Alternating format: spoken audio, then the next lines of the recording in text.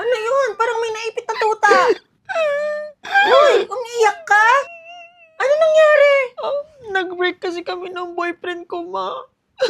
Boyfriend? Nagka-boyfriend ka lang di namin alam ng papa mo? Sino yung boyfriend mo? Si Mark po, ma. Mark? Teka, yung may kasama mong lalaki nakaraan, sabi mo kaibigan nyo lang? Siya po yung boyfriend ko, ma. Hindi sa pagiging judgmental na. Pero wala kang taste sa lalaki. Tsaka, teka, bakit pala kayo nag-break? Ano? Nag-cheat po kasi siya, ma. Yung mukhang yan, nag-cheat! Nag-cheat talaga yung mukhang sigbin na yon? Ha?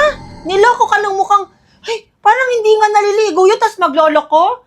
Saan kumukuha ng lakas ng loob para magloko yun? Hindi ko nga alam, may. Hindi na kita mapaglitan, nak, ha? Dahil di mo sinabi sa amin na nagka-boyfriend ka. Lagi ko naman sinasabi sa'yo, nak, mag-aral ka muna. Tapusin ang pag-aaral. Mag-focus sa study. Yun lang muna habang bata ka. May tamang panahon sa pagbo-boyfriend. Pero sa ngayon, linisin mo muna yung litter box ng pusa mo sa baba kasi umaalingasaw na yung baho sa sala. Nag-aalaga-alaga ka ng pusa, di ka marunong maglinis. Diyos ko, cat lover pero burara. Bumaba ka na doon. Linisin mo na, umaalingasa ang baho. Sige po, ma. Linisin ko na lang po.